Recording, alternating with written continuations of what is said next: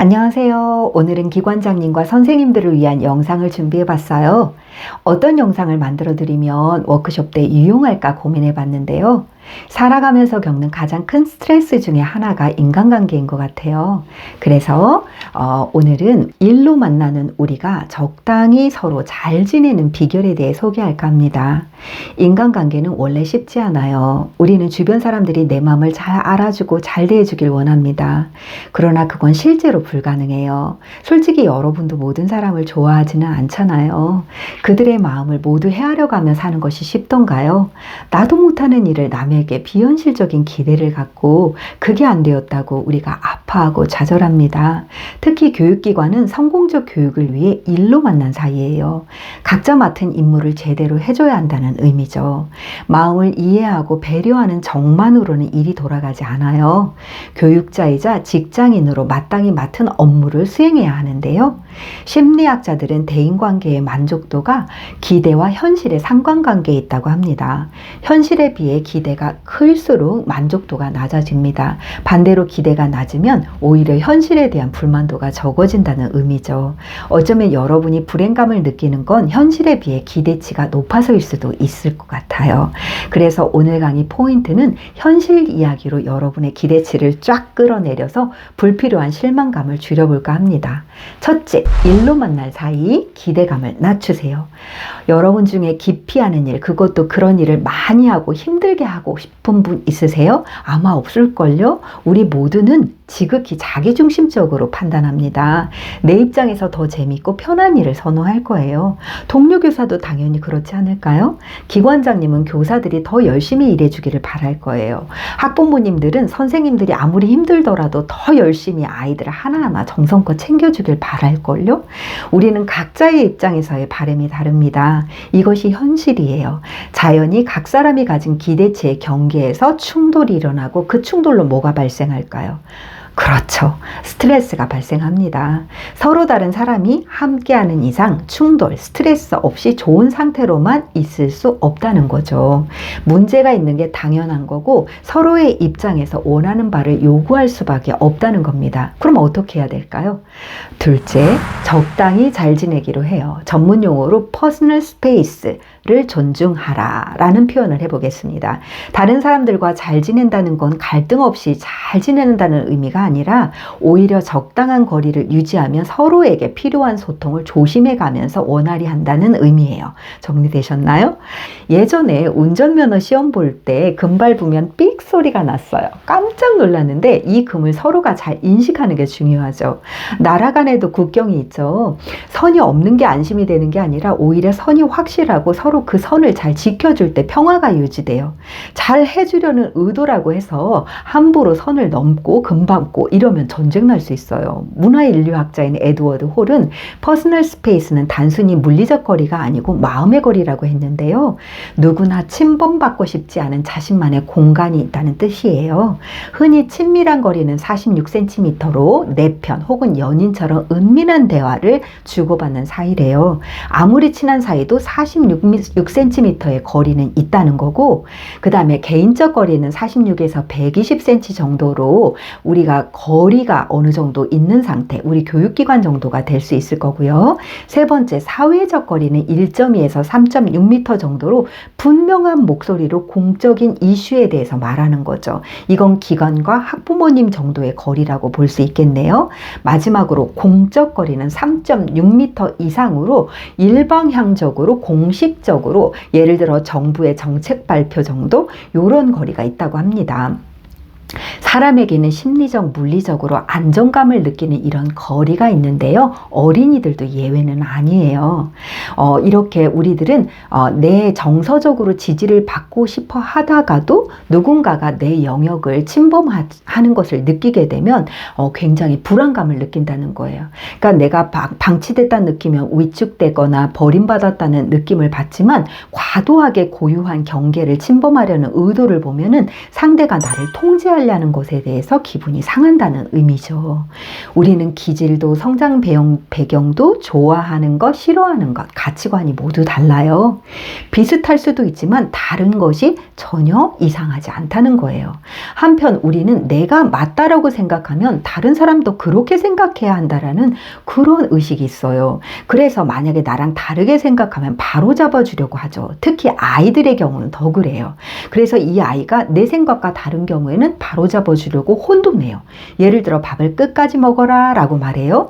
근데 여러분도 밥을 끝까지 먹기 싫을 때 있잖아요. 근데 만약에 여러분 보고 끝까지 먹으라고 하면 왜 강요하냐고 화낼 거면서 아이들한테는 우리도 모르는 사이에 통제하고 있어요. 아이도 먹기 싫을 수 있는 거거든요. 권유는 할 수 있지만 싫다고 했을 때 그것을 수용해 줄 수 있어야 합니다. 물론 아이들의 경우 안전을 위해 진짜 훈육이 필요한 상황도 있죠. 여러분은 아마 제 의도를 충분히 구별을 하실 수 있을 거예요. 우리는 우리도 모르는 사이에 퍼스널 스페이스, 즉 경계선을 침범하는 현상을 유의할 필요가 있다는 말씀을 드리는 겁니다. 저 선생님은 어떻게 저런 옷을 입을까요? 어떻게 그런 사람과 교제하실까요? 어떻게 저렇게 말하고 행동하실까요? 일상에서 우리가 흔히 하는 판단의 말입니다. 교사로서 품위를 지키고 올바르게 행동했으면 좋겠다는 바람에서 말씀하셨겠지만 이거 금밟은 겁니다. 자세히 보면 정의를 가장해 내 생각, 내 방식이 맞고 상대는 틀렸다는 접근에서 시작된 판단의 말입니다.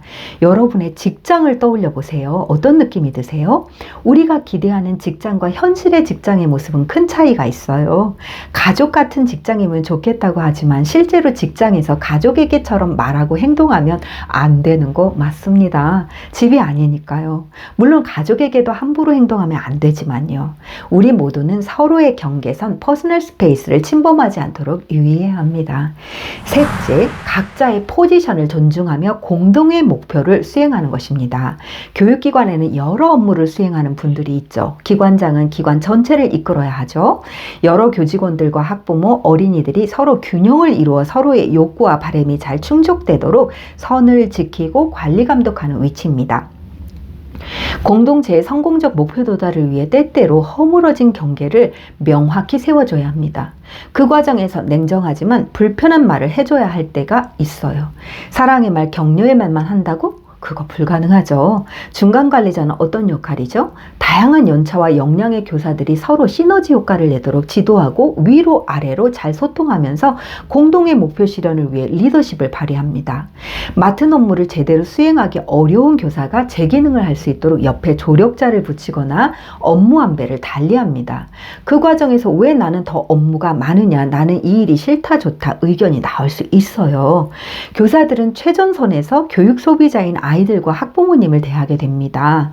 역량, 경험, 숙련도와 지혜 면에서 선생님들은 편차가 크죠.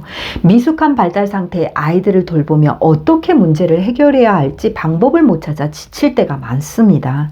본인 스스로에게서 비롯된 문제도 적지 않죠. 왜 땡땡 선생님은 이렇게밖에 일을 못하는지, 왜 이렇게 말하고 행동하시는지 답답하고 화날 수도 있어요. 이렇게 우리 모두는 각자의 위치에서 갈등하고 서로의 경계점에서 충돌합니다. 한편 이런 충돌이 발생할 때는 꼭 기억해 주세요. 그 사람 입장에서는 그렇게 생각할 수 있다.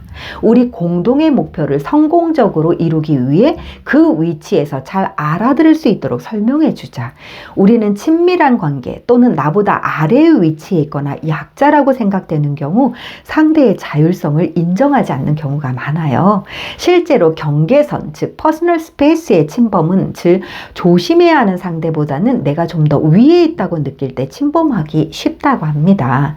그래서 상대를 내가 원하는 대로 끌려고 하는, 지배하려고 하는, 종속하려는 마음에서 강압과 폭력성이 나타난대요.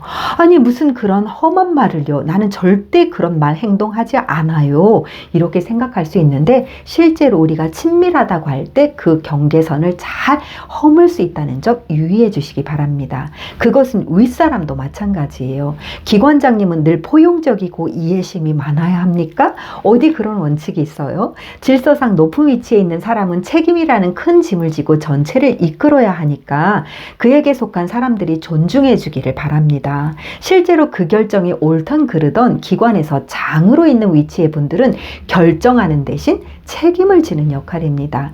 조직에서의 경쟁력, 추진력을 위해서 사공이 많으면 결정은 어려워지고 동력은 약해져요. 윗사람이기 때문에 마음대로 해서도 안 되지만 평교사라 해도 자기 의견을 내지 못하는 건 옳지 않아요. 각자의 위치에서 자신의 업무를 수행하고 의견을 개진할 수 있어야 합니다.